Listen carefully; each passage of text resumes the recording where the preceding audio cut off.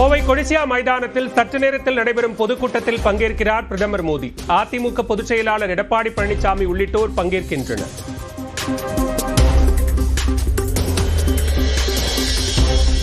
தொகுதி மறுவரையறை மசோதா நண்பர்கள் யார், துரோகிகள் யார் என்பதை அடையாளம் காட்டி இருப்பதாக முதலமைச்சர் மு க ஸ்டாலின் வீடியோ வெளியீடு. புது வரலாறு படைத்துள்ள திமுகவை இந்தியாவே உயர்வாக பேசுவதாகவும் பதிவு. இந்த தொகுதி மறுவரையறை சட்டம் யாரெல்லாம் நம் நண்பர்கள் என மட்டும் அடையாளம் காட்டலை, தமிழ்நாட்டின் துரோகிகள் யாருன்னு அவங்க வாயாலே சொல்ல வச்சிருக்கு. அப்படி துரோகம் செஞ்ச பழனிசாமியின் அடிமை கும்பலுக்கு தேர்தலுக்கு முன்னாடியே படுதோல்வி கிடைச்சிருக்கு. இந்தியாவே இன்னைக்கு திராவிட முன்னேற்ற கழகத்தை பற்றி உயர்வாக பேசுது. நம் வெற்றிகள் தொடரட்டும்.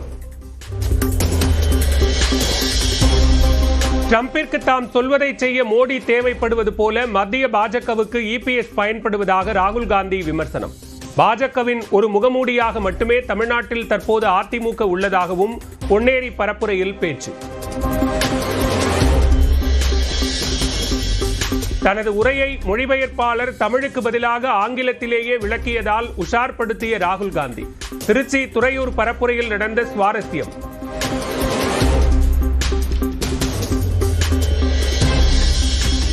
தமிழ்நாட்டிற்கு உரிய அளவில் கூடுதலாக 20 எம்பிக்களை பெறும் வாய்ப்பை இழந்துவிட்டதாக இபிஎஸ் கருத்து. மக்களவையில் தொகுதி மறுவரையறை மசோதா தோற்கடிக்கப்பட்டது குறித்து எக்ஸ் தளத்தில் பதிவு. மத்திய அரசு ஊழியர்கள் ஓய்வூதியதாரர்களுக்கு 2% அகவிலைப்படி உயர்வு. பிரதமர் நரேந்திர மோடி தலைமையில் நடைபெற்ற மத்திய அமைச்சரவை கூட்டத்தில் ஒப்புதல்.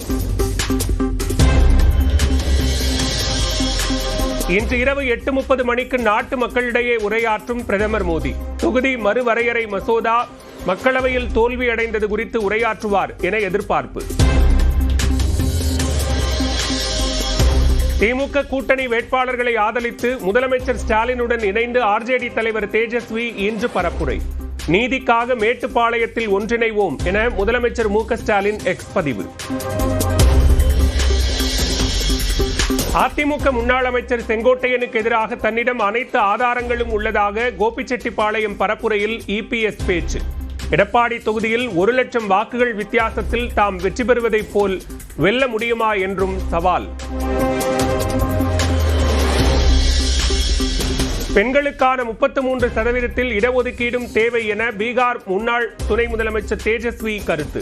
தோல்வி அடையும் என்று தெரிந்தே தொகுதி மறுவரையறை மசோதாவை பாஜக கொண்டு வந்ததாக கோவையில் பேட்டி. பெரம்பூர் தொகுதியில் தாவேக வாக்குச்சாவடி பொறுப்பாளர்களுடன் விஜய் ஆலோசனை. தேர்தல் நாளில் எவ்வாறு பணியாற்ற வேண்டும் என்ற அறிவுரைகளை தந்ததாக தகவல். மகளிர் இடஒதுக்கீடு மசோதா தோல்வியடைந்த நிலையில் டெல்லி முதலமைச்சர் ரேகா குப்தா தலைமையில் போராட்டம். ராகுல் காந்தி வீட்டிற்கு அருகே பேரணி சென்றவர்களை தண்ணீரை பீச்சி அடித்து கைது செய்த காவல்துறையினர். மகாராஷ்டிர மாநிலம் நவி மும்பையில் சரக்கு கையாளும் கிடங்கில் பயங்கர தீ விபத்து. விண்ணை முட்டும் அளவிற்கு எழும்பிய கரும் புகையால் சுற்றுவட்டார மக்கள் பாதிப்பு. ஹோர்முஸ் நீரிணையை மீண்டும் மூடுவதாக அறிவித்த ஈரான். அமெரிக்க ராணுவம் ஈரான் துறைமுகங்களை தொடர்ந்து முற்றுகையிட்டுள்ள நிலையில் அறிவிப்பு.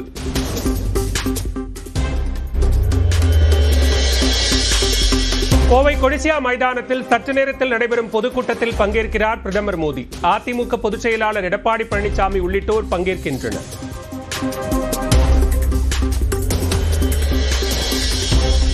தொகுதி மறுவரையறை மசோதா நண்பர்கள் யார், துரோகிகள் யார் என்பதை அடையாளம் காட்டி இருப்பதாக முதலமைச்சர் மு க ஸ்டாலின் வீடியோ வெளியீடு. புது வரலாறு படைத்துள்ள திமுகவை இந்தியாவே உயர்வாக பேசுவதாகவும் பதிவு. இந்த தொகுதி மறுவரையறை சட்டம் யாரெல்லாம் நம் நண்பர்கள் என மட்டும் அடையாளம் காட்டலை, தமிழ்நாட்டின் துரோகிகள் யாருன்னு அவங்க வாயாலே சொல்ல வச்சிருக்கு. அப்படி துரோகம் செஞ்ச பழனிசாமியின் அடிமை கும்பலுக்கு தேர்தலுக்கு முன்னாடியே படுதோல்வி கிடைச்சிருக்கு. இந்தியாவே இன்னைக்கு திராவிட முன்னேற்ற கழகத்தை பற்றி உயர்வாக பேசுது. நம் வெற்றிகள் தொடரட்டும். ட்ரம்பிற்கு தாம் சொல்வதை செய்ய மோடி தேவைப்படுவது போல மத்திய பாஜகவுக்கு இபிஎஸ் பயன்படுவதாக ராகுல் காந்தி விமர்சனம்.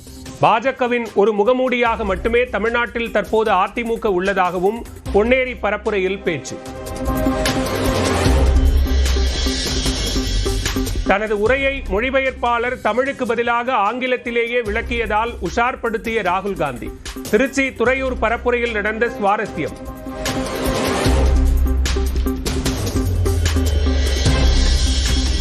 தமிழ்நாட்டிற்கு உரிய அளவில் கூடுதலாக 20 எம்பிக்களை பெறும் வாய்ப்பை இழந்துவிட்டதாக இபிஎஸ் கருத்து.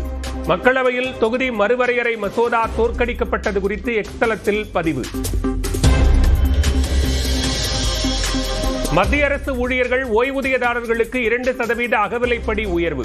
பிரதமர் நரேந்திர மோடி தலைமையில் நடைபெற்ற மத்திய அமைச்சரவை கூட்டத்தில் ஒப்புதல்.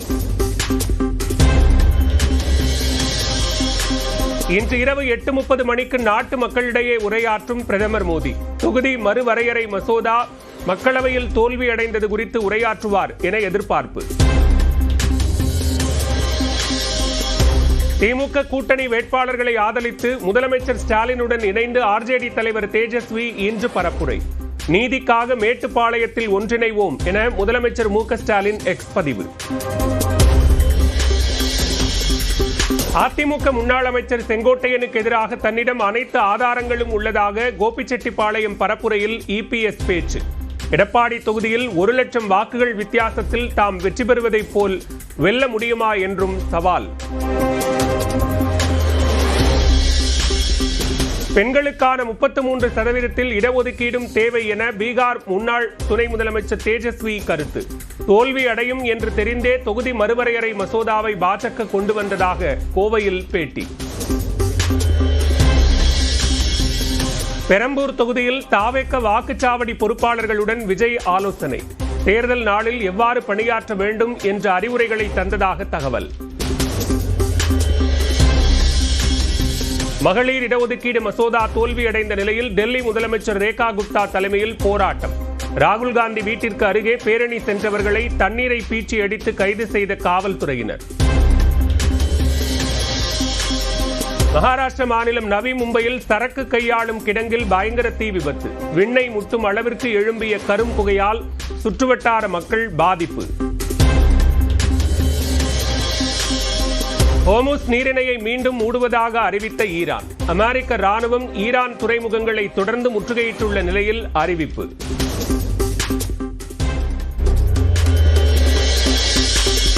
கோவை கொடிசியா மைதானத்தில் சற்று நேரத்தில் நடைபெறும் பொதுக்கூட்டத்தில் பங்கேற்கிறார் பிரதமர் மோடி. அதிமுக பொதுச் செயலாளர் எடப்பாடி பழனிசாமி உள்ளிட்டோர் பங்கேற்கின்றனர்.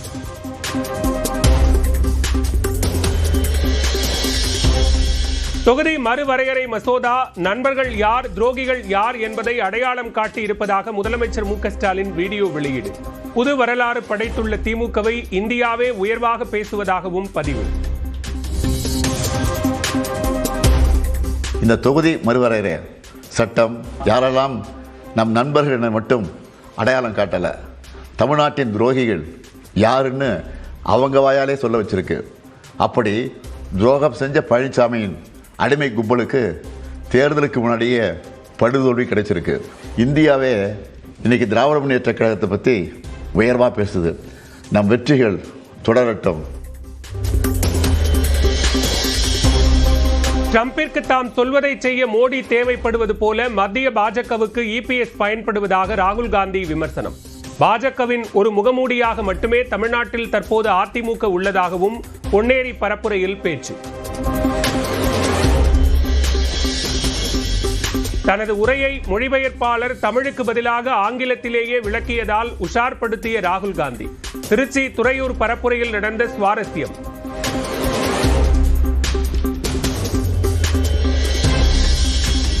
தமிழ்நாட்டிற்கு உரிய அளவில் கூடுதலாக 20 எம்பிக்களை பெறும் வாய்ப்பை இழந்துவிட்டதாக இபிஎஸ் கருத்து. மக்களவையில் தொகுதி மறுவரையறை மசோதா தோற்கடிக்கப்பட்டது குறித்து எக்ஸ் தளத்தில் பதிவு. மத்திய அரசு ஊழியர்கள் ஓய்வூதியதாரர்களுக்கு 2% அகவிலைப்படி உயர்வு. பிரதமர் நரேந்திர மோடி தலைமையில் நடைபெற்ற மத்திய அமைச்சரவை கூட்டத்தில் ஒப்புதல். இன்று இரவு 8:30 மணிக்கு நாட்டு மக்களிடையே உரையாற்றும் பிரதமர் மோடி. தொகுதி மறுவரையறை மசோதா மக்களவையில் தோல்வியடைந்தது குறித்து உரையாற்றுவார் என எதிர்பார்ப்பு. திமுக கூட்டணி வேட்பாளர்களை ஆதரித்து முதலமைச்சர் ஸ்டாலினுடன் இணைந்து ஆர்ஜேடி தலைவர் தேஜஸ்வி இன்று பரப்புரை. நீதிக்காக மேட்டுப்பாளையத்தில் ஒன்றிணைவோம் என முதலமைச்சர் மு.க.ஸ்டாலின் எக்ஸ் பதிவு. அதிமுக முன்னாள் அமைச்சர் செங்கோட்டையனுக்கு எதிராக தன்னிடம் அனைத்து ஆதாரங்களும் உள்ளதாக கோபிச்செட்டிப்பாளையம் பரப்புரையில் இபிஎஸ் பேச்சு. எடப்பாடி தொகுதியில் 1,00,000 வாக்குகள் வித்தியாசத்தில் தாம் வெற்றி பெறுவதைப் போல் வெல்ல முடியுமா என்றும் சவால். பெண்களுக்கான 33% இடஒதுக்கீடும் தேவை என பீகார் முன்னாள் துணை முதலமைச்சர் தேஜஸ்வி கருத்து. தோல்வி அடையும் என்று தெரிந்தே தொகுதி மறுவரையறை மசோதாவை பாஜக கொண்டு வந்ததாக கோவையில் பேட்டி. பெரம்பூர் தொகுதியில் தாவேக வாக்குச்சாவடி பொறுப்பாளர்களுடன் விஜய் ஆலோசனை. தேர்தல் நாளில் எவ்வாறு பணியாற்ற வேண்டும் என்ற அறிவுரைகளை தந்ததாக தகவல். மகளிர் இடஒதுக்கீடு மசோதா தோல்வியடைந்த நிலையில் டெல்லி முதலமைச்சர் ரேகா குப்தா தலைமையில் போராட்டம். ராகுல் காந்தி வீட்டிற்கு அருகே பேரணி சென்றவர்களை தண்ணீரை பீச்சி அடித்து கைது செய்த காவல்துறையினர். மகாராஷ்டிர மாநிலம் நவி மும்பையில் சரக்கு கையாளும் கிடங்கில் பயங்கர தீ விபத்து. விண்ணை முட்டும் அளவிற்கு எழும்பிய கரும் புகையால் சுற்றுவட்டார மக்கள் பாதிப்பு. ஹோர்முஸ் நீரிணையை மீண்டும் மூடுவதாக அறிவித்த ஈரான். அமெரிக்க ராணுவம் ஈரான் துறைமுகங்களை தொடர்ந்து முற்றுகையிட்டுள்ள நிலையில் அறிவிப்பு.